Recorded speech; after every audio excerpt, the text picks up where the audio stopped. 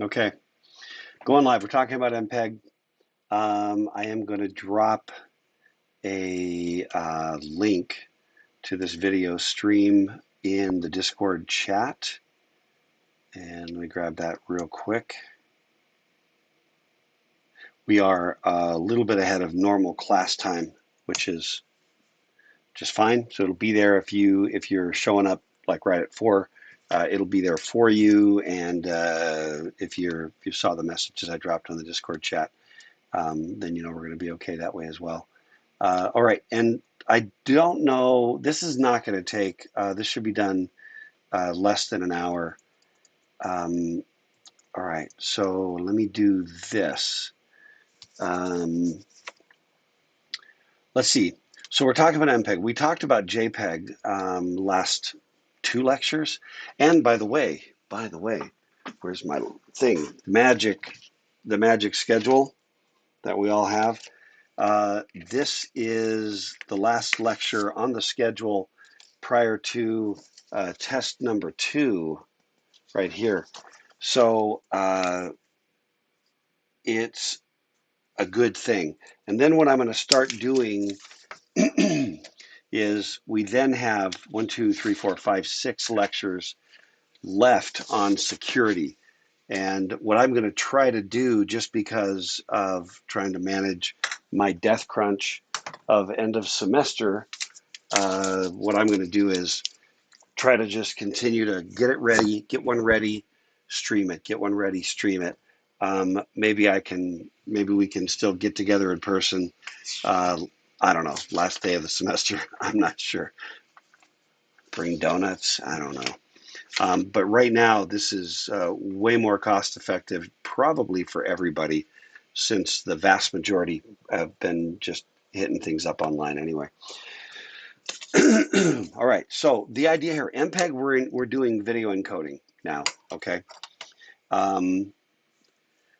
The first thing we have is a Happy Dilbert cartoon.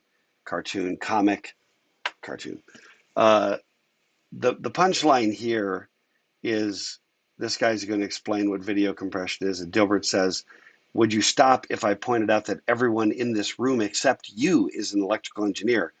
And then, the point being, when somebody non-technical, like the marketing guy, tries to explain, and zeros are round and fat compared to ones. That's true. He's not wrong.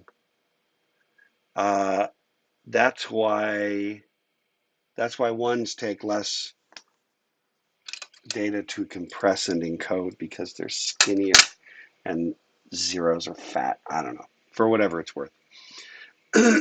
Now here's the deal with Mpeg. And by the way, you know that I've got my big screen right here, and so when I'm looking here, I'm looking at the bigger screen. So apologies for taking my eyes off you. But there are 3 different kinds of Mpeg frame types. Now, what I actually want to show you, and I think this is a better way, as is often the case with these slides, the explanation comes after, for whatever reason. But the idea here is that there's 3 different kinds of frames. What I'm going to show you is, here comes the input stream, which are the uncompressed raw video, frame by frame, full resolution. Every frame is a full resolution picture, and they're coming, however often, 30 times a second or whatever. And then the idea is that what I'm doing is compressing that sequence of frames into a different sequence of frames that includes iframes and P frames, which I will tell you about, and then B frames, which are extrapolations. Okay? And I'm going to back up to slide 3. Intra-picture frames contain a complete digitized and compressed video image. Essentially, so going back, the iframe is basically a JPEG, okay? But it's just a JPEG, okay? Go back up. The P frame is the predicted frame, which specifies only the differences from the previous iframe, okay? So in other words, if you look at this like, I don't know, like database theory, It's like there's a baseline and then there's a delta. So the P frame is just differences between the iframe, and then if you tried to sample all that many 30 times a second, it would kind of kill you. So instead, you do a full JPEG. You skip a few, and instead of encoding every single frame you get, you skip some. Then you have a delta or a difference, which says which colors are the same and where did things move to, that kind of a thing. Differences in color and direction. And then the B frames are, if you go back again, bidirectional predicted picture frames, B frames. They're transitional frames. They represent an interpolation or essentially like a visual average. So when I look back at this one here, I is the whole thing. P is a delta from I, but it skips a bunch of these frames. Rather than encoding the actual data, it's just a mathematical average between the two. Like, okay, the horse was here, and now the horse is here, and let's do 2 frames with the horse in the middle. But it's kind of guessed. But the goal is in the hope, and this is lossy, but the goal and the hope is that you can make things move fast enough, um, because of the human perception under about 30, 20 or 30 frames a second, that the fact that those aren't accurate and a little bit flawed, you don't care. You don't perceive it as being a problem when you're watching Netflix or something, okay? So again, intra-picture iframes, and you do have to just remember these, is a complete thing. The P is a delta from the previous iframe, and then the B frames are averages in between. I hope that makes sense. I'm doing that so that I don't have to send every single frame from the original up here. I don't have to, like you think about it, the naive way would be take this frame, make it a JPEG. This frame, make it a JPEG. This frame, make it a JPEG. That's still too big. These B frames and P frames are much smaller data-wise than the iframe. So you send the iframe every so often enough to perceive, a high quality. And I don't know how often. Okay? So what I do is I start with these frames right here. And again, this is that YUV encoding that we talked about relative to JPEG, except I start with the YUV encoding. And I pull out, again, that macro block with the luminance and then the chrominance, as we call it, which are the colors, right? And then I'm going to skip over. This kind of has to do with how I do the B frames. And I'm going to jump to this frame and then go back and try to look at the picture. The gory details aren't crazy important, okay? They're not absurdly important. But so each B frame macro block. So remember, we're taking this here. We're taking this 16 by 16 macro block with the Y component, right? That becomes 4 8 by 8s, right, into these Y components, and then these 8 by 8 macro blocks with the U component, etc. Again, details not as crazy. Where am I? But for every macro block, I represent it with 4 kinds of information. One is the XY coordinates for the location in the B frame, a 2-dimensional motion vector that describes how it has moved.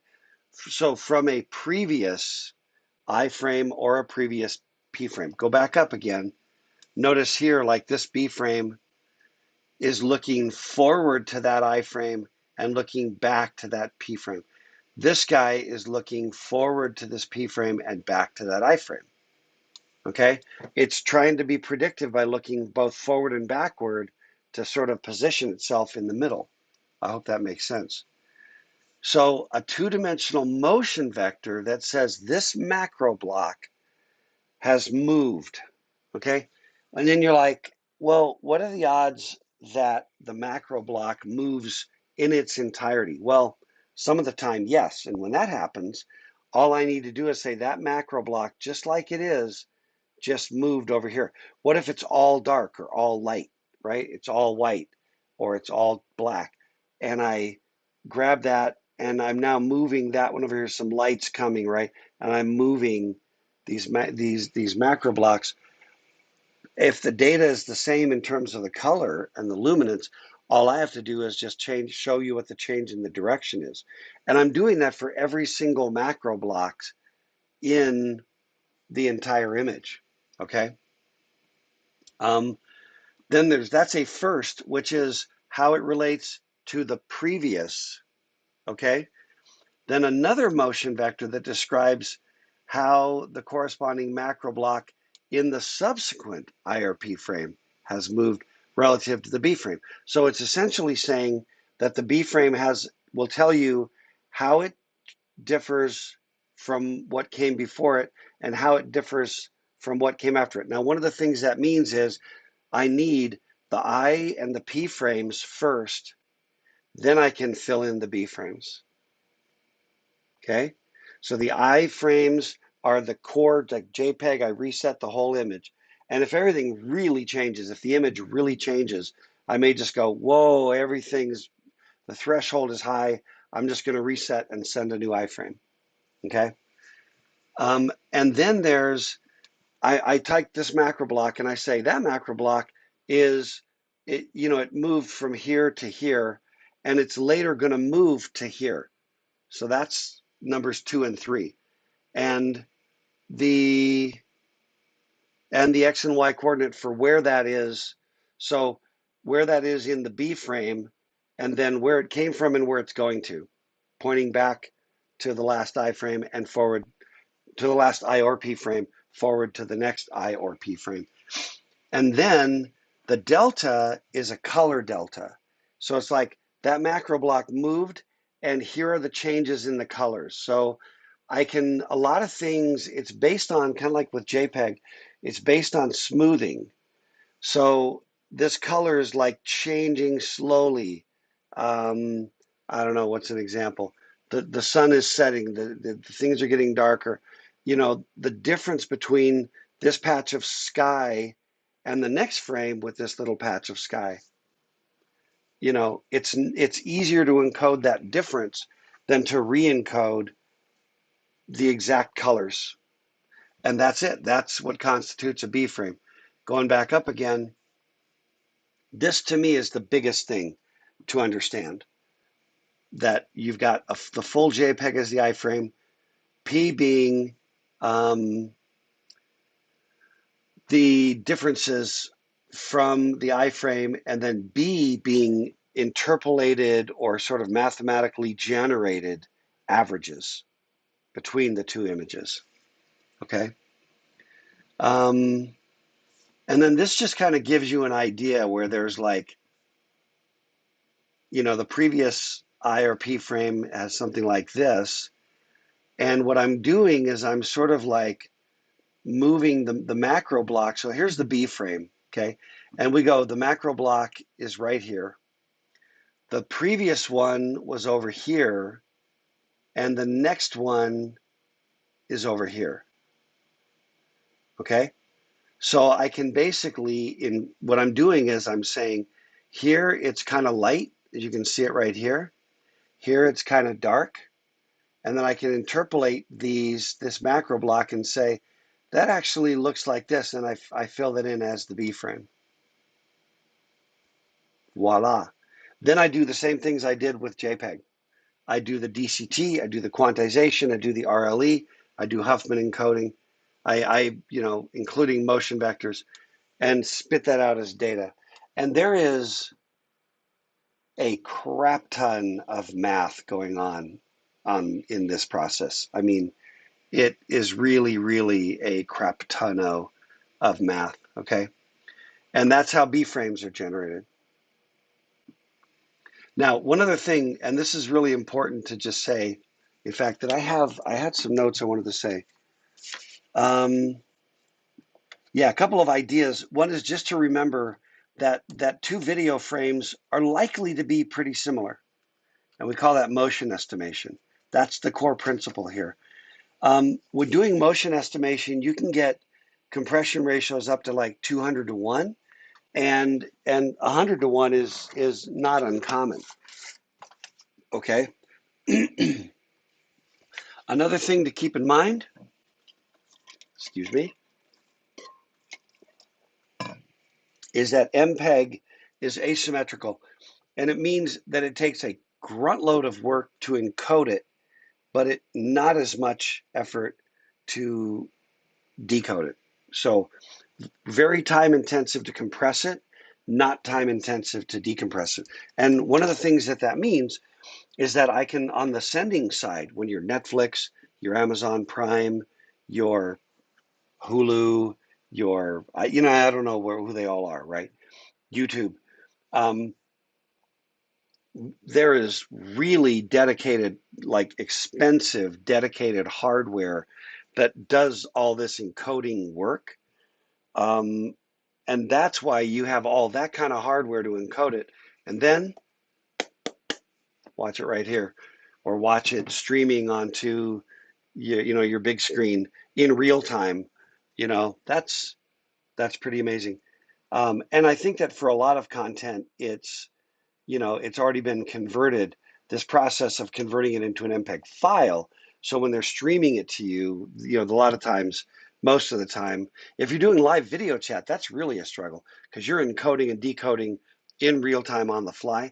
And here we're talking about MPEG encoding, where a lot of times the file's sitting there in an MPEG format. And now I'm just streaming, I'm just cutting it up and sending it, and I'm streaming it on the other end, right? Other things I wanted to say.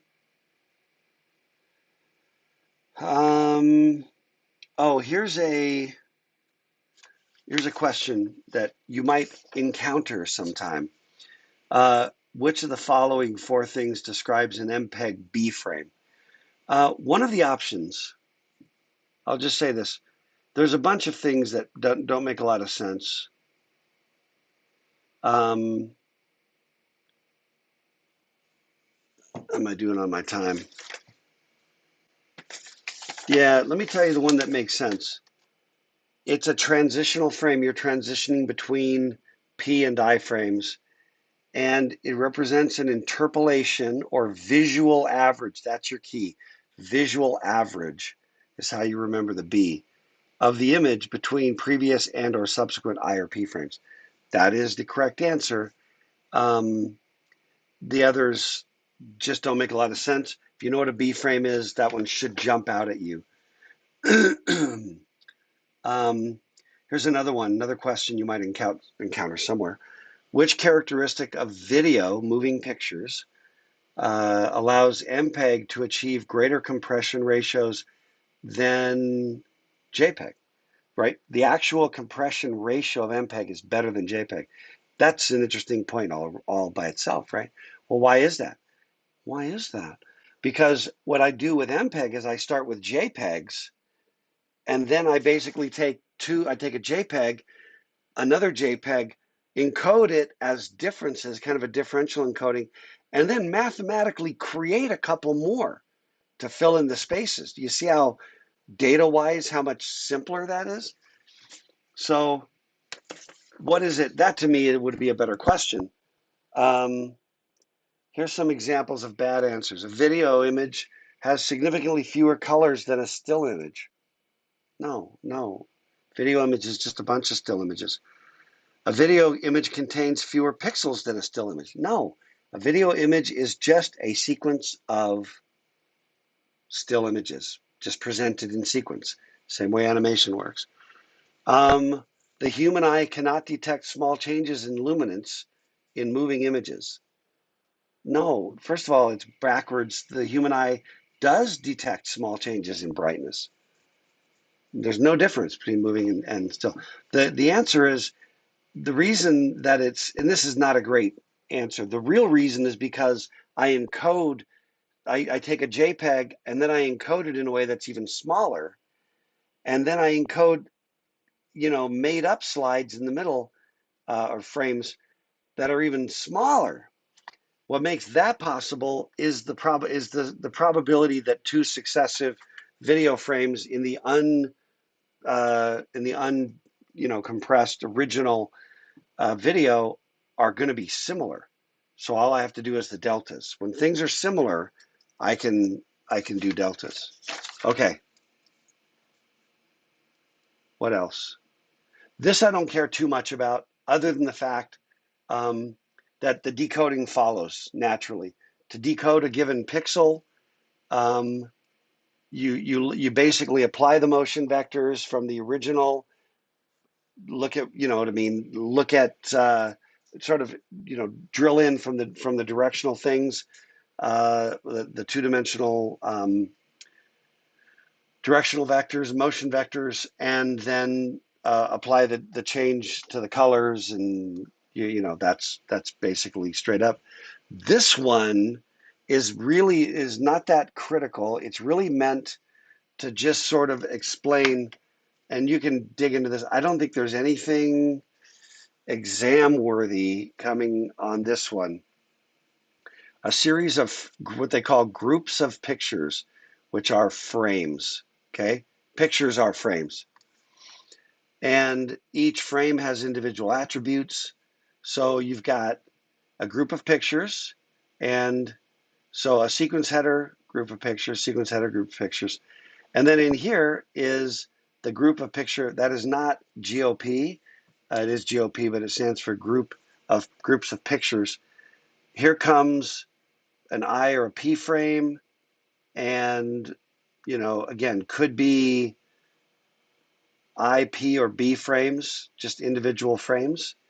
Each one of those frames contains the picture type in the header, and then a set of slices, rows of macro blocks. Okay, so an individual slice is a set of macro blocks. Okay, a picture is a set of slices, and a group of pictures is a set of pictures, and that's it. And then data for that. And then this one, I mean, really, we're pounding through. Like I said, this is not a lot of material other than questions, and I will, in fact, jump over and see if there are any questions on Discord, and there is not at this point yet. And I can try to answer. I'll try to answer questions on Discord if you want to drop them there. This one is just kind of a summary, and again, this is not. It's a little bit relevant to the exams, but the idea is here comes your raw video stream, and it doesn't have to be that. I don't know. Maybe it does. I just realized I don't know if that has to be that size on frames, or if that's just an example. I don't know. We divide it into the macro blocks. I downsample the U and V components. Remember that I don't downsample the Y. The Y stays, that's the luminance, that's the brightness.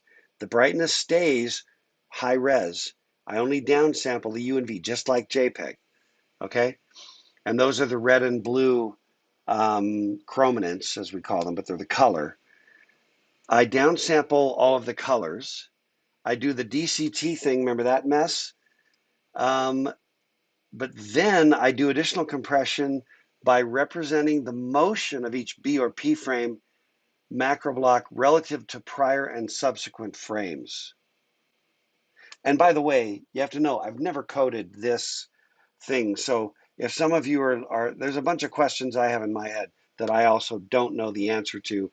But I was talking to a friend about this stuff, and I was saying that what I really wish, I think it would be a blast, but it would take me, I don't know, a month full time just to like build a system that could even remotely do this. I don't think it's like quicko, code it up. I think it would take a lot of trial and error to get the concepts really burned into your head. But then I do a differential encoding deltas of the motion vectors. Then I apply run length encoding, Huffman codes, and I do that on the DCT coefficients. I quantize the parameters and the motion vectors. Then I compress, then I've got a video stream ready for transmission. And typically I can get about 100 to 1, which is pretty dang good. Okay. And then we've got 2 slides on MP3. The audio on Mpeg is MP3, so that's accompanying as you're sending. Now, the other thing I don't know, like just right now sitting here, and I just didn't think to look it up beforehand, is just exactly how the MP3 gets sent with the Mpeg. I think that it's being sent with corresponding frames, audio frames, to go along with video frames. I'm not sure, but here are some principles. Actually, let me see if I've got more goodies. Let me see. Oh, just something to keep in mind that, let me back up to this guy. Just understand that the B frames are dependent upon I and P. They're both backward looking and forward looking because they're trying to be, I know I was here and now I'm here and I need to be in between, right? I need to figure out an average to smooth that, right? But as a byproduct, I might actually get my I frame, get my P frame, send those while I'm calculating my B frames, and then send the B frame 1 or 2 or whatever. Okay? Just a little tidbit that they may show up like the I frame first, then the P frame, then the B frames. Okay?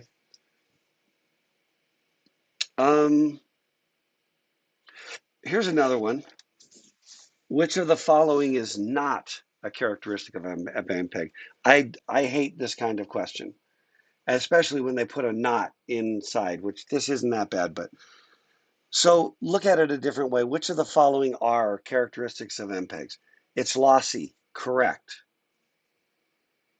Compression requires more processing than decompression, correct.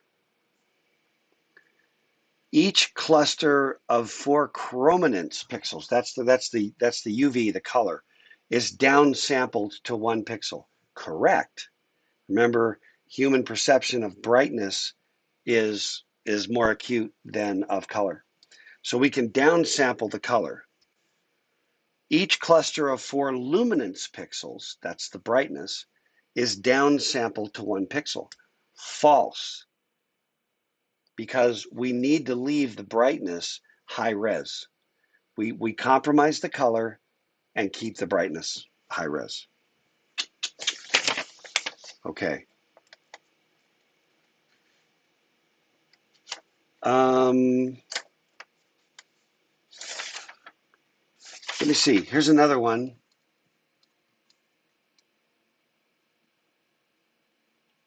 Oh, I'm talking about MP3.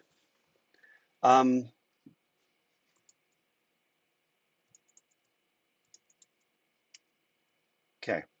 Yeah, humans, especially older models of humans, yeah, like me, and cheap audio gear can't perceive or reproduce below 20 to 30 hertz and above 17 to 18 kilohertz. That's why you get into the dog whistle thing. My kids used to do this thing where they had this, I can't remember what it was, but it was a thing that would ring and make a very high pitch.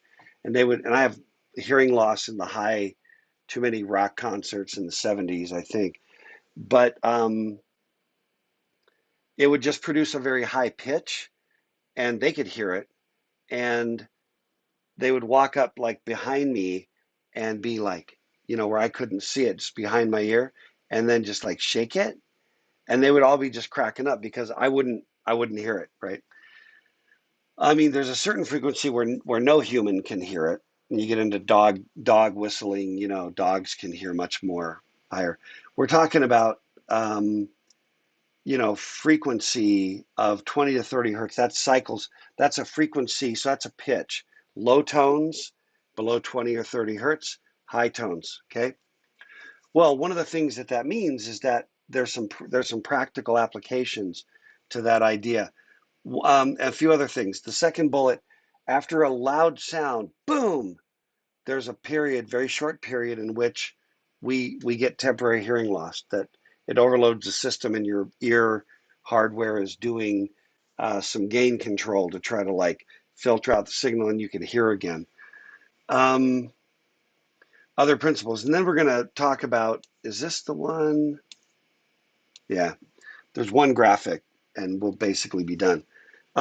When you overlay loud sounds and soft sounds, you can't hear the soft sounds, of course. Low frequencies tend to be omnidirectional. So when it says, so both channels, we're talking about left and right channels. We encode audio MP3 as two signals with a left and a right, so you get left and right speakers and separation. Middle to high frequencies, you can detect where it's coming from, but low frequencies tend to vibrate and rumble in the whole area. They kind of just, the basement's kind of shaking because of the subwoofers, right? So, and then, man, I'm going crazy. No, maybe it's in my notes right here.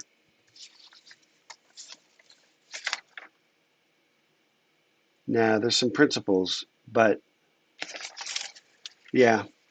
Anyway, so some things.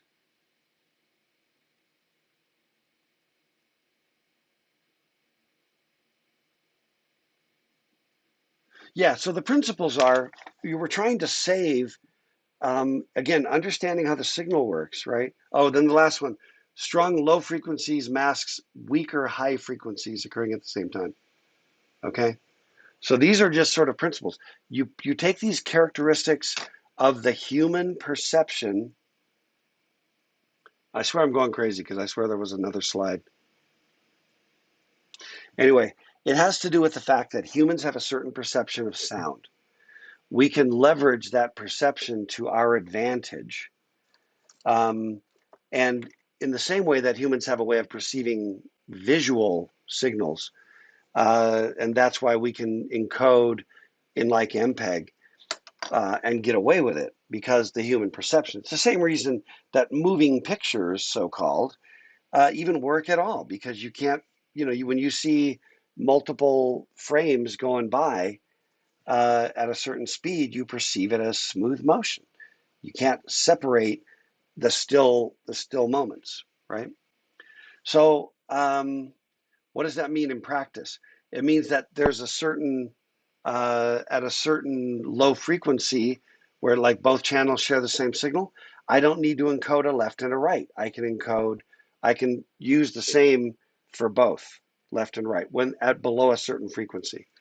That's one of the things.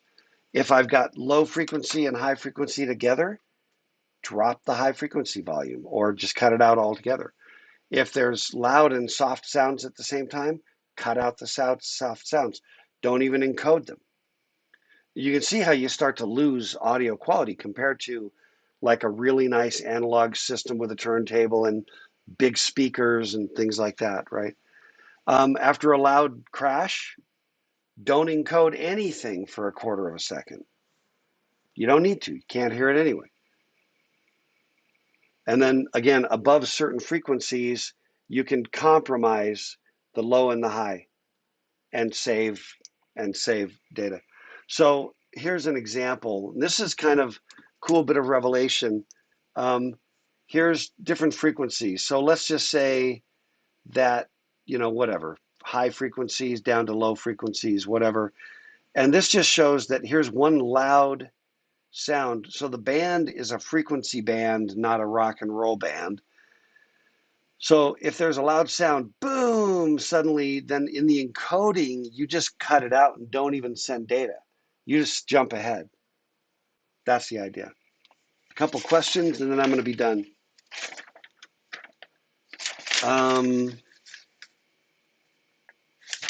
Let's see.